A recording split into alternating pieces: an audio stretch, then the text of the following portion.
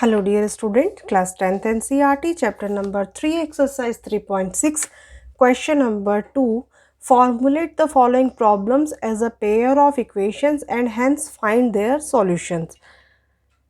हमें कुछ यहाँ पर प्रॉब्लम्स दे रखी है, पेयर ऑफ इक्वेशंस दे रखे हैं और उसको हमको बनाना है और सॉल्व करना है, ठीक है। तो उसका क्वेश्चन नंबर फर्स्ट है, Ritu can row downstream 20 kilometres in 2 hours and upstreams 4 kilometres in 2 hours. Ritu जो है वो तैर सकती है downstream 20 kilometres in 2 hours, 20 kilometres तक वो 2 घंटे में कर सकती है and upstream 4 kilometre in 2 hours. अब देखो इसको समझना ज़्यादा ज़रूरी इस क्वेश्चन को पहले हमें कि यहाँ पर बात क्या हो रही है, डाउन स्ट्रीम और अप स्ट्रीम क्या है, ठीक है। तो देखिए जब हम डाउन स्ट्रीम की बात कर रहे हैं तो डाउन स्ट्रीम में वो हो रहा है 20 किलोमीटर इन 2 आवर्स, ठीक है। और यहाँ पर हो रहा है 4 किलोमीटर इन 2 आवर्स। अब आप अगर गौर से देखोगे तो यहाँ पर 20 किलोमीटर मतलब समय तो उतना ही 2 आवर्स, लेकिन उसमें 20 किलोमीटर से वो रो कर रही है और यहाँ पर 2 आवर्स में ही 4 किलोमीटर। तो इतना बड़ा अंतर क्यों? ये अंतर इसलिए है क्योंकि यहाँ पर डाउन स्ट्रीम और अप स्ट्रीम ये दो टर्म देके रखी हुई हैं, ठीक है। ये हमें समझने की बहुत ज़रूरत है कि ये टर्म्स है क्या।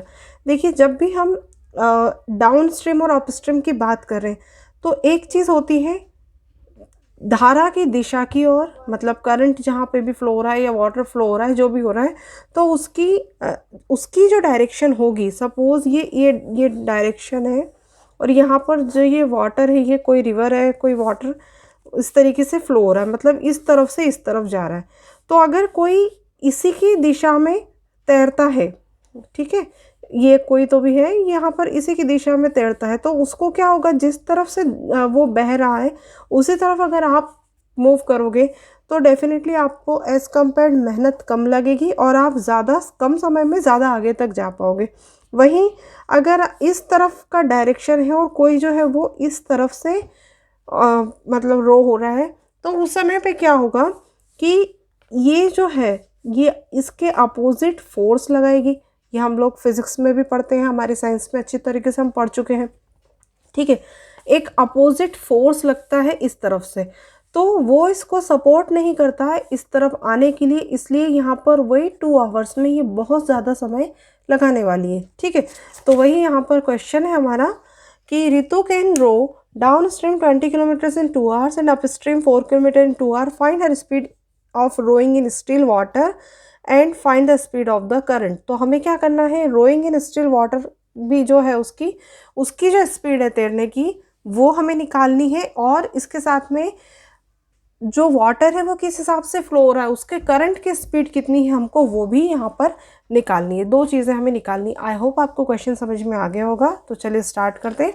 Let the speed of the Ritu in still water is x kilometre per our. हमने मान लिया कि जो रितु की स्पीड है वो x किलोमीटर पर आवर है and speed of water current y kilometre per our, क्योंकि उन्होंने हमसे यही पूछा है कि एक तो रितु की स्पीड पूछी है स्टिल वाटर में तो वो हमने मान ली, और स्पीड ऑफ करंट हमसे पूछा है तो हमने वो सपोज कर लिया y किलोमीटर पर आवर, ठीक है।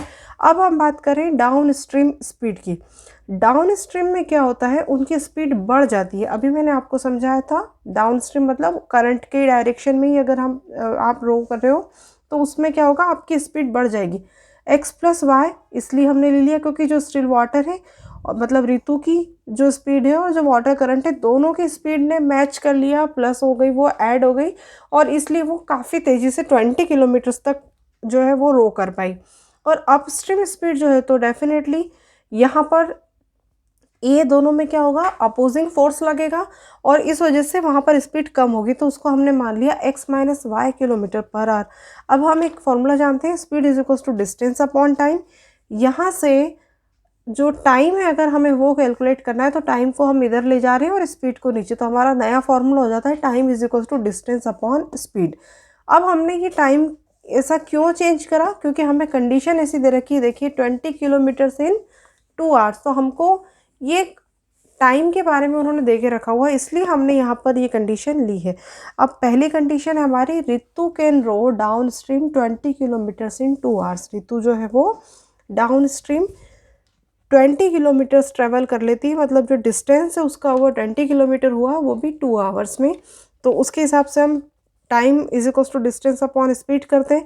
तो देखो, जब रितु डाउन स्ट्रीम कर रही है तो वो टाइम तो है 2 आवर्स, वो ट्रैवल कर रही है 20 किलोमीटर, और उस समय पे उसकी डाउन स्ट्रीम स्पीड जो है वो हमने ली है x प्लस वाई। ठीक है, अगर इतना क्लियर हो गया है, नहीं अगर क्लियर हुआ है तो प्लीज़ एक बार आप इसको फिर से देखिएगा। तो यहाँ पर इस फॉर्मूला के हेल्प से हमने लिख लिया 2 is equal to 20 upon x plus y. ठीक है, अब हम यहाँ पर क्रॉस मल्टीप्लिकेशन करेंगे, एक्स प्लस वाई इधर लाएंगे, 2 को अपॉन में लेके आएंगे, तो x plus y is equal to 20 upon 2, x plus y is equal to 2 one ज़ा 2, 2 10 ज़ा 20। तो देखिए ये 2 वन ज़ा 2, 2 10 ज़ा 20, तो ये हो जाएगा x plus y is equal to 10। ये हो गई हमारी इक्वेशन नंबर 1। ठीक है, अब अगली कंडीशन में हम सेकेंड कंडीशन की जब बात करेंगे तो देखो अप स्ट्रीम की, तो ये जो 20 है इसकी प्लेस पे 4 आ जाएगा, क्योंकि 4 किलोमीटर ट्रेवल करी, डिस्टेंस 4 हो गया है, टाइम 2 आवर्स ही रहेगा, और अप स्ट्रीम स्पीड हमारी है x minus y kilometre per hour. तो अब हम ये लेंगे। ठीक है, तो देखिए according to the second condition 2 is equal to 4 upon x minus y हो गया है। यहाँ पर भी सेम ये इस तरफ करेंगे, इसको नीचे लाएंगे, इसको सॉल्व करेंगे, तो 2 वन ज़ा 2, 2 टू ज़ा 4, x minus y is equal to 2 आ गया। अब हम क्या करेंगे, हमें ये दोनों इक्वेशंस को सॉल्व करना है, तो इसको हमने यहाँ पर ऐड कर लिया। ठीक है, किसी भी तरीके से आप इसको सॉल्व कर सकते हो। तो यहाँ पर y से y कैंसिल हो गया, x प्लस एक्स हो गया 2x, 10 प्लस 2 हो गया 12, तो x 12 अपॉन 2 मतलब x इज इक्वल टू 6 हो गया।